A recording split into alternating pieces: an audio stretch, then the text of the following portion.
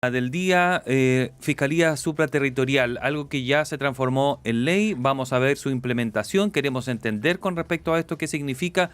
Tenemos al director de la Unidad de Crimen Organizado de la Fiscalía Nacional, Ignacio Castillo, con nosotros aquí en el estudio, porque tiene mucho que ver crimen organizado con Fiscalía Supraterritorial. Ignacio, un gusto como siempre tenerlo aquí con nosotros. Claudia Álamo, Gerardo Gómez, les saludamos. Muchas gracias a los dos por la nueva invitación.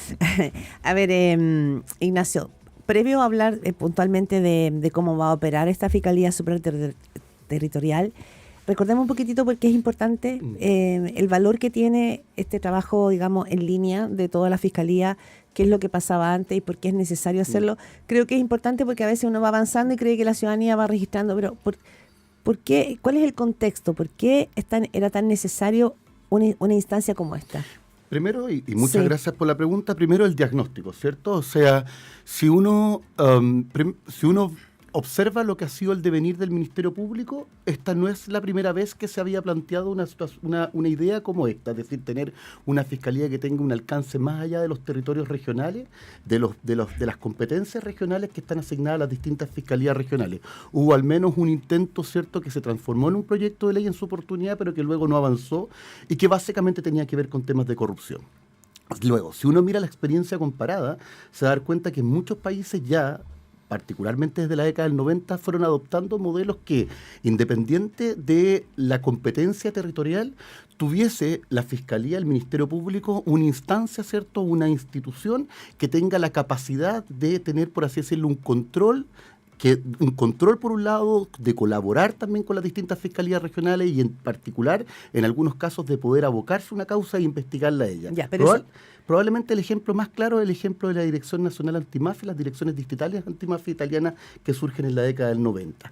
Entonces, en Chile, ¿y qué es lo que teníamos en Chile desde la década del 99? Desde la década del 90, particularmente el 99.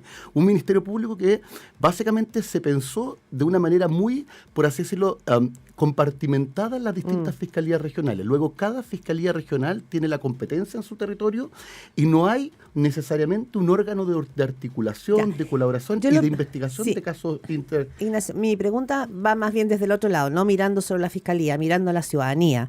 O sea, aquí esta Fiscalía Supraterritorial, uno podría decir que finalmente termina siendo forzada por el crimen organizado. Forzada cuando uno mira fenómenos como el Tren de Aragua, cuando uno se da cuenta que no se puede seguir hablando en Arica sin saber lo que está pasando en el sur. Es decir, pongámoslo, no desde el punto de vista de la Fiscalía necesita esto para información, pero ¿qué es lo que nos llevó a esto? ¿Qué es lo que nos forzó a tener que tener una nueva instancia? No cabe ninguna duda que el escenario de la criminalidad en Chile actual, no solamente me refiero actual en el último lustro, ¿cierto? Un poco más, o sea, el fenómeno del crimen organizado que ha cambiado en Chile, que se ha ido, por así decirlo, complejizando, que se ha ido transnacionalizando, como usted dice, que tiene organizaciones criminales transnacionales, que operan igualmente en Arica, como operan en Santiago, en Viña, en Valparaíso, en Concepción y en Puerto Montt. Hemos visto, por ejemplo, el caso de Concepción, impresionante, ¿eh? El caso del Tren de Aragua, por ejemplo, ¿cierto? Pero no es solo el Tren de Aragua, que tiene capacidad operativa en distintas partes, lo cual evidentemente supone una nueva necesidad institucional. Y esto no es nuevo, Claudia. Cuando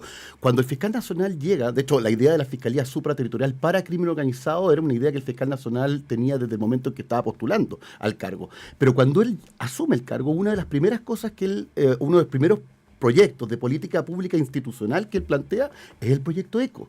Y si ustedes se dan cuenta, que lideraba Héctor Barrio. Que lidera el fiscal regional Héctor Barrio, ¿cierto? Pero ese proyecto tiene un germen, un embrión de lo que era ya, estábamos pensando como la Fiscalía Supraterritorial.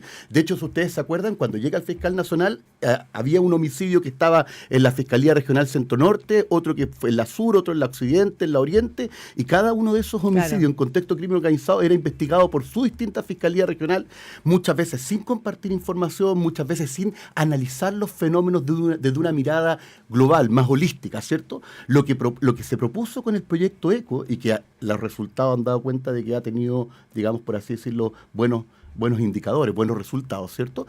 Lo que dio cuenta de eso es que uno necesitaba tener la capacidad, independiente de las competencias territoriales, de tener una articulación más complementaria.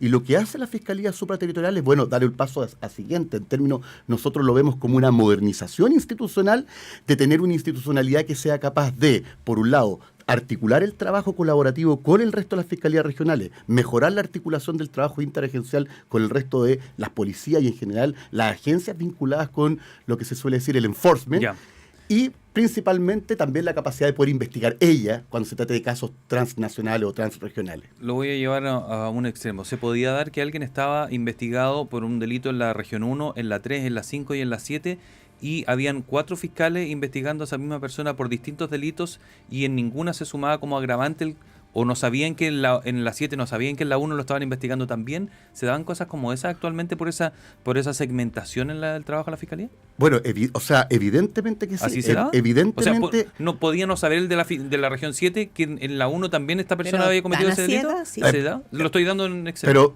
usted puso un adjetivo ahí que hay que hacer un matiz, que es el tema de, por ejemplo, un agravante. No, la agravante es estar en un extracto de filiación, en un documento público. Y todo. Entonces podían saber. Pero podía pasar de que se estuviese investigando a un blanco 1 por parte de una región y el mismo blanco 1 por otra región y no enterarse. Claro que sí.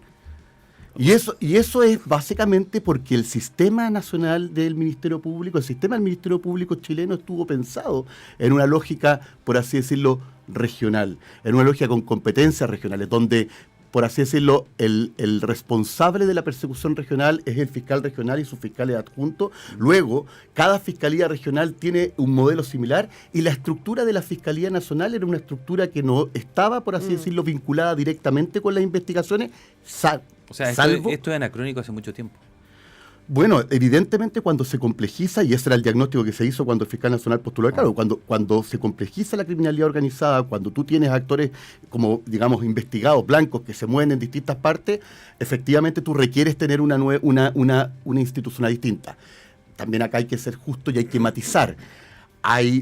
Habían mecanismos de compartimentación de información, de entrega de información, a veces hay ciertas cosas que uno no puede contar porque son razones obvias, digamos, de las investigaciones, pero en algunas técnicas de investigación surgían blancos comunes y entonces ahí habían esfuerzos pero todo esto de una manera, por así decirlo, no institucionalizada como se pretende hacer con las fiscalías supraterritoriales.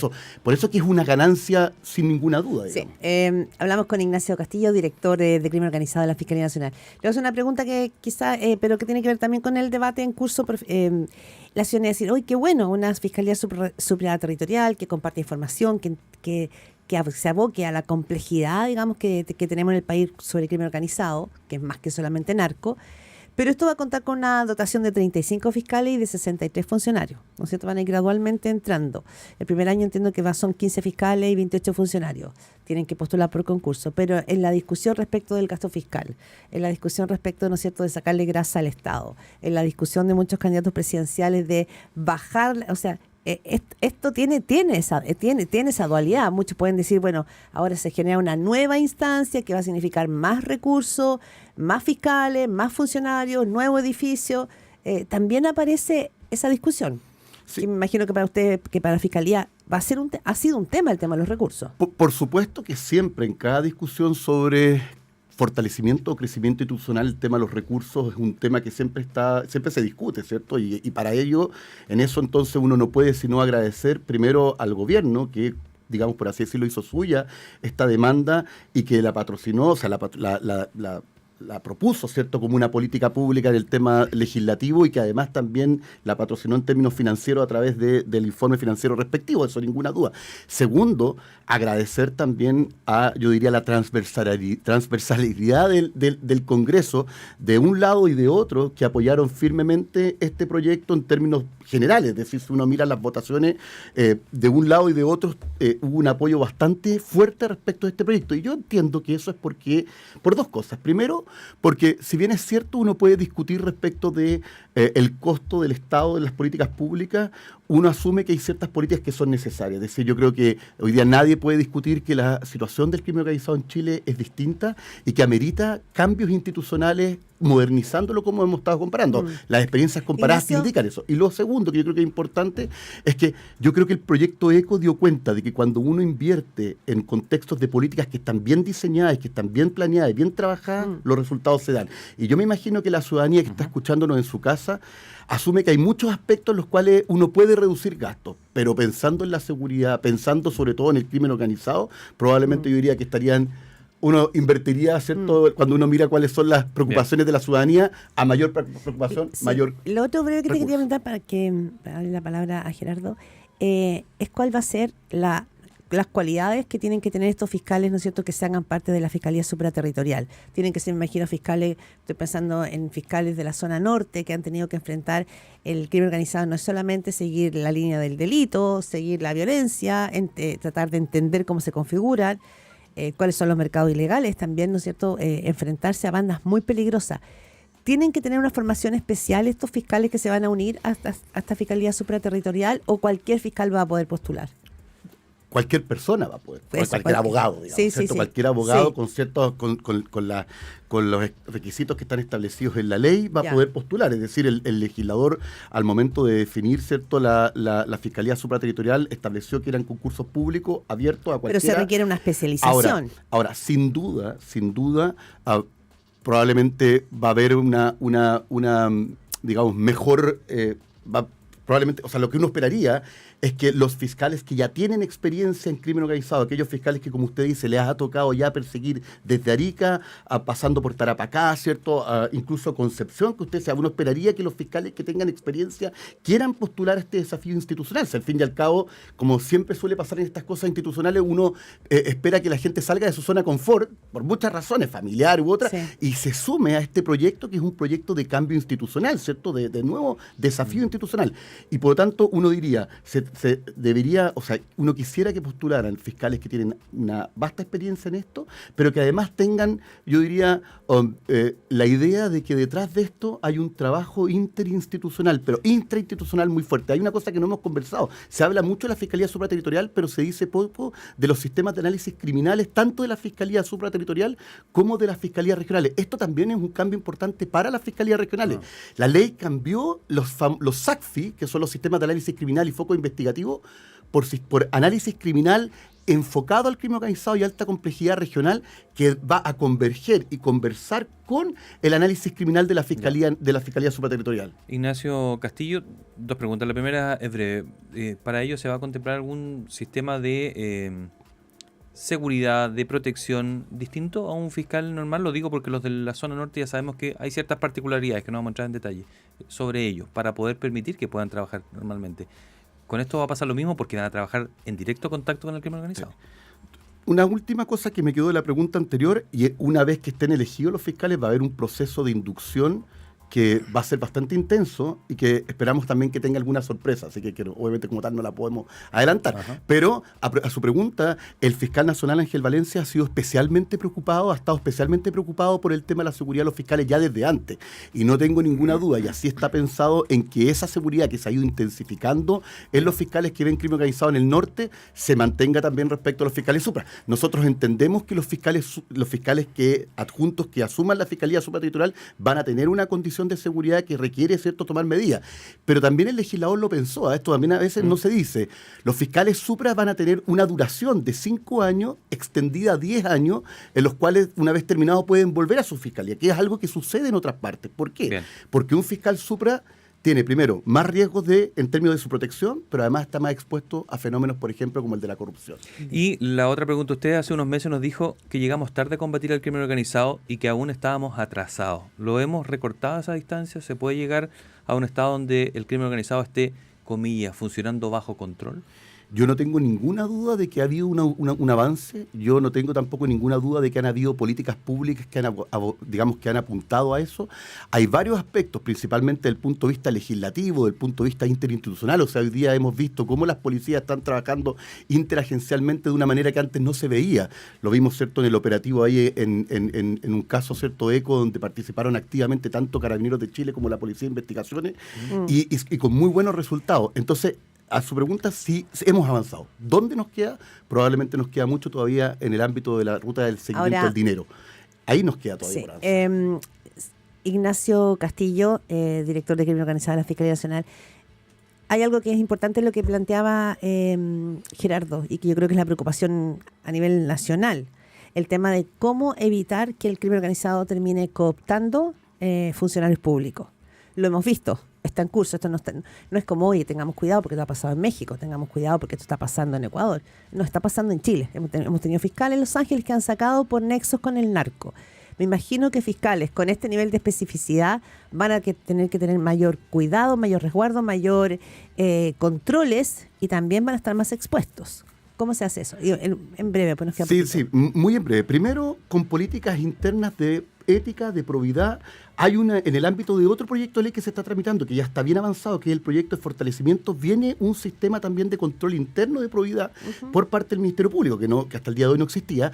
Y además de eso también tiene que ver, obviamente, con esto que yo le decía recién, con que los fiscales supra, dado que están expuestos por razones de protección como por razones de probidad, que sean, por así decirlo, que no sean permanentes en el cargo. Un fiscal supraterritorial que esté 15, 20 años puede eventualmente ser un blanco para su riesgo en términos de protección, pero también eventualmente para la cooptación. En ese sentido, el legislador creo yo que tomó una decisión bastante correcta. Esta semana, y esta es mi última pregunta, agradecido su disposición, Ignacio, esta semana se habló bastante del tema, usted dijo, nos está faltando algo en el seguimiento del dinero. Justo esta semana apareció una entrevista al exdirector del Servicio de Impuestos Internos donde dice que él tiene ciertos reparos con respecto a levantar tan fácil el secreto bancario, es decir, que cualquier funcionario o un funcionario del director del Servicio de Impuestos Internos levante el secreto bancario, y algunos candidatos decían, estoy a favor, pero que pase por un juez. ¿Cuál es el matiz allí? ¿Lo levantamos, no levantamos, o ese reparo que hay es justificado, que cualquier funcionario pueda meterse a la cuenta de cualquiera a mirársela? Mire, lo digo muy sencillamente. Efectivamente, hoy día en Chile tenemos, a través de los controles judiciales, ¿cierto?, un mecanismo que nos permite levantar el secreto bancario y que muchas veces, una vez que uno lo solicita, los jueces lo dan. El tema está en que lo que se requiere como camino para llegar a esa solicitud es un camino que a veces suele ser largo y que, si uno mira la experiencia comparada, podría cortarse de manera manifiesta, primero administrativamente y también desde el punto de vista del Ministerio Público. Solo un ejemplo, cuando existe un reporte de operación sospechosa, bien fundado, en varios países ese solo reporte es causal suficiente para los efectos de poder, por ejemplo, levantar el secreto bancario. Y a mí me parece que en ese aspecto uno debería revisar todavía la legislación. ¿Pero a través de un chilena. juez o un funcionario? Puede ser perfectamente administrativamente, en la medida en que, incluso, por ejemplo, hay ciertos países donde se levanta administrativamente, porque tú lo que necesitas saber es rápidamente el movimiento puerta, por ejemplo, para poder congelar, y después se puede hacer una conválida, se llama en alguna parte, una convalidación judicial, precisamente para no llegar tarde a donde queremos llegar, que es saber dónde está el dinero, incautarlo, congelarlo y poder desfinanciar. Bueno, ese va a ser un debate en curso, porque también hay mucha preocupación de algunos candidatos respecto, ¿no es cierto?, de hasta dónde pueden ingresar y cuánto más se puede abarcar. Pero discusión de futuro. Ignacio Castillo, director de la Unidad Especializada en Crimen Organizado de la Fiscalía Nacional, muchísimas gracias como siempre por estar acá. ¿Marzo deberíamos más o menos ver un fiscal supraterritorial ya funcionando, no? No, en marzo deberíamos ver a la Fiscalía Supraterritorial funcionando. Falta, usted dijo al principio que ya era ley, en realidad se promulgó. Sí, se promulgó. Sí. Falta todavía que se publique en el diario oficial, que debería ser en alguno de estos días. Y desde la publicación son 6 meses. Perfecto. 7:57 de la mañana, cerramos esta primera pauta.